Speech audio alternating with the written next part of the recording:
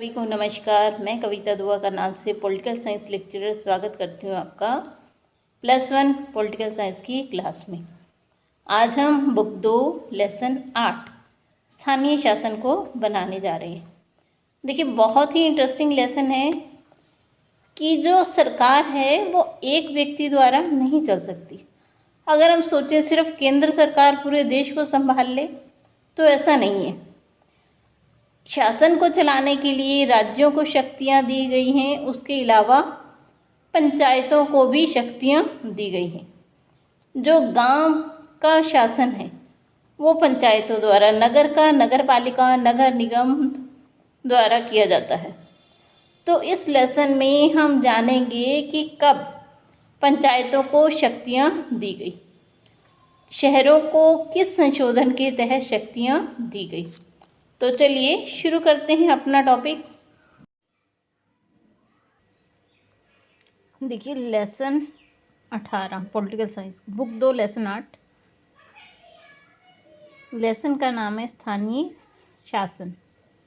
देखिए, जो गांधी जी थे उनका सपना था कि जो असल भारत है वो गांवों में बसा है, तो गांवों को अधिकार दिए जाएं ताकि वो अपने खुद के जो उनके स्थानीय मुद्दे हैं उनका निपटारा वो खुद कर सके। तो देखिए, सबसे पहले हम देख लेते हैं इस पाठ को देने के हमें उद्देश्य क्या है। स्थानीय निकायों का महत्व क्या है वो बताना। 73 और 74वें संशोधन द्वारा क्या प्रावधान किए गए उन्हें बताना। स्थानीय निकायों के काम की जिम्मेदारियां किसकी होती हैं, ये सब बात का ज्ञान छात्रों को देना। तो सबसे पहले हम देखते हैं कि जो स्थानीय शासन है वो क्यों ज़रूरी है। देखिए, अगर सरल शब्दों में कहें, गांव और जिला स्तर के शासन को ही हम क्या कहते हैं, स्थानीय शासन। स्थानीय शासन का क्षेत्राधिकार एक विशेष क्षेत्र तक सीमित होता है और यह उन्हीं लोगों के लिए कार्य करती है जो उस क्षेत्र विशेष के निवासी। जैसे हम किसी पर्टिकुलर गांव का नाम लें, कुंजपुरा करनाल के पास ये गांव है, तो जो स्थानीय शासन है वो सिर्फ उसी गांव के मुद्दे हैं उसे देखेगा। वहाँ बिजली, पानी, सफाई का प्रबंध करना, गांव में होने वाले छोटे मोटे झगड़ों को निपटाना, ये सब कार्य वही करेंगे। तो देखिए, गांधी जी के विचार क्या थे। भारत की आज़ादी का मतलब होना चाहिए कि समूचे भारत की आज़ादी की शुरुआत सबसे नीचे से होनी चाहिए। इस तरह हर गांव एक गणराज्य होगा। इसका मतलब कि यहाँ हर गांव को आत्मनिर्भर और अपने मामले खुद निपटाने के काबिल बनाना पड़ेगा। अनगिनत गांवों से बने इस ढांचे में आगे की ओर फैलते और ऊपर चढ़ते दायरे होंगे। जीवन एक पिरामिड की तरह होगा जिसमें शीर्ष आधार पर टिका होगा। देखिए, तो इस शब्दों से गांधी जी क्या कहना चाहते थे कि भारत की आज़ादी तब है जब सबसे नीचे तक जो है वो लोग अपने आप को स्वतंत्र माने, अपने जो काम है उसे निपटाने में आत्मनिर्भर हो। इसीलिए गांधी जी चाहते थे कि जो गांव हैं उन्हें पूरे अधिकार प्रदान किए जाए। चलिए देखते हैं कि पंचायतों की शुरुआत कैसे हुई। सबसे पहले देखिए, 1882 में जो लॉर्ड रिपन, उस समय हम अंग्रेज़ों के गुलाम थे, उन्होंने स्थानीय निकाय के गठन की पहल की थी और जो उन्होंने बनाया उसे कहा जाता था मुकामी बोर्ड, लोकल बोर्ड जिसे हम कह सकते हैं। इसके बाद भारत सरकार अधिनियम 1919 के तहत ग्राम पंचायतों की स्थापना हुई। यह सिलसिला 1935 के गवर्नमेंट ऑफ इंडिया एक्ट के बाद भी जारी रहा। स्वतंत्रता संघर्ष के समय गांधी जी ने भी सत्ता के विकेंद्रीकरण की ओर काफ़ी जोर दिया और पंचायतों को मजबूत बनाने के लिए कहा। तो देखिए, जो शुरुआत है वो 1882 से 1919 में और 1935 के बाद भी यह सिलसिला जारी रहा।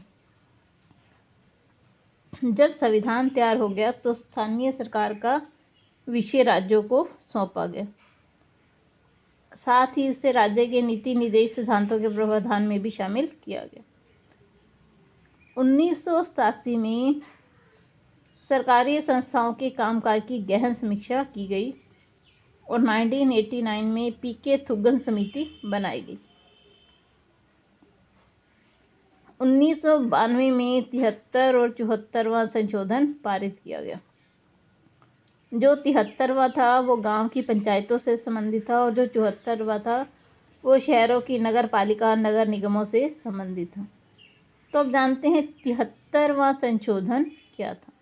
देखिए 73वां संशोधन आपको कहता है कि त्रिस्तरीय बनावट हो, कि जो गांवों को आप अधिकार तो दे रहे हो लेकिन वो अधिकार 3 स्तर पर होने चाहिए। सबसे पहला, प्रदेश में पंचायती राज ढांचा त्रिस्तरीय हो गया, यानी सबसे पहले ग्राम पंचायतें, फिर खंड और तालुका और उसके बाद जिला पंचायतें। ठीक है जी। और उसका जो दूसरा वो है कि हर 5 वर्ष के बाद चुनाव करवाए जाएं और जनता खुद जाके वोट डाल के अपना प्रत्याशी चुने। 1/3 सीटें जो हैं पंचायतों में वो महिलाओं के लिए आरक्षित की जाएं। इसके साथ ही सभी स्तरों पर अनुसूचित जाति और जनजाति के लिए भी आरक्षण की व्यवस्था की जाए। जो राज्य चुनाव आयुक्त होगा उसको चुनाव करवाने की जिम्मेदारी दी गई है इसके। अब जानते हैं 74वां संशोधन के। देखिए जो 74वां संशोधन था उसमें नगर पालिकाओं को संवैधानिक दर्जा दिया गया। संविधान में भाग 9 का जोड़ा गया और यह 1 जून 1993 से प्रभावी हुआ। अनुच्छेद 243 P 243 ZG नगर पालिकाओं के संबंध में उपबंध किए गए। 243 Q में भी नगर पालिकाओं के बारे में उपबंध है। देखिए कुछ और महत्वपूर्ण बातें जानते हैं। जो नगर पालिका है उसके अंतर्गत नगर पंचायत, नगर परिषद और नगर निगम 3 तरह के स्तर बनाए। नगर पंचायत ऐसे क्षेत्रों में गठित की जाती है गांवों से शहरों में परिवर्तित हो रहे हैं। ठीक है जी। नगर परिषद का छोटे शहरों में या लघु स्तरीय नगरों में, और जो नगर निगम है वो बड़े बड़े नगरों में गठित की जाएगी। इनको 18 विषय दिए गए हैं जिस पर कि ये काम कर सकते हैं। चलिए आगे चलते हैं। इनका भी प्रत्यक्ष चुनाव होता है हर 5 साल के बाद। अब जानते हैं कि स्थानीय शासन क्यों आवश्यक है। देखिए सबसे पहला कि दूर दूर तक गांव फैले हुए हैं, राज्य सरकार या केंद्र सरकार वहां तक हर व्यक्ति तक अपनी पहुंच सुनिश्चित नहीं कर सकती।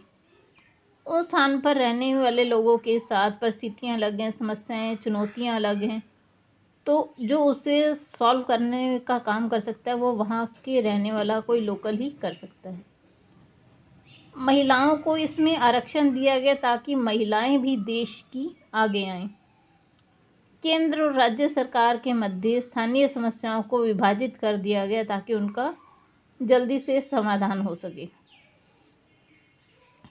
यह राजनीति की पहली पाठशाला है। यहाँ से लोग छोटे स्तर पर देश को, वो अपने गांव को संभालना सीखते हैं, तो फिर आगे वो बड़े स्तर, मान लीजिए इलेक्शन लड़ना चाहें, कोई समस्या देखना चाहें तो उसे देख सकते हैं।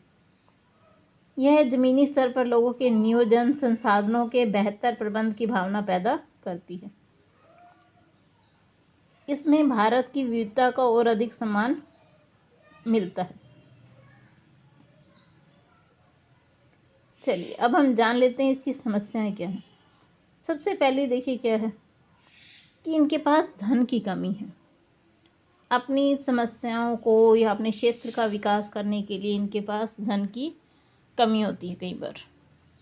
तो राज्यों से इन्हें ग्रांट मिलने में कई बार देर हो जाती है या कम मिलती है, तो वो समस्या सबसे बड़ी इनके सामने। दूसरा, चुनावों को स्थगित करने से राज्य वित्त आयोग और जिला आयोग समितियों की विफलता है। कई बार इनके चुनाव स्थगित कर दिए जाते हैं या समय समाप्त होने के बाद भी नहीं करवाए जाते, तो वो सबसे बड़ी विफलता है। कर्मचारियों की कमी है, बुनियादी ढांचे की कमी है इनके। यहाँ देखभाल करने के लिए। पंचायत और नगर पालिकाओं की वित्तीय शक्तियों का कुशलतापूर्वक उपयोग अभी तक तो संभव नहीं हो पाया। अधिकांश राज्य सरकारों ने स्थानीय सरकार के समांतर ही अन्य निकायों की स्थापना की है, लेकिन उसका भी लाभ उन्हें नहीं मिल पा रहा। ये समस्याएं हैं। अगर आपको वीडियो पसंद आए तो लाइक ज़रूर कीजिए और चैनल को सब्सक्राइब ज़रूर कीजिए।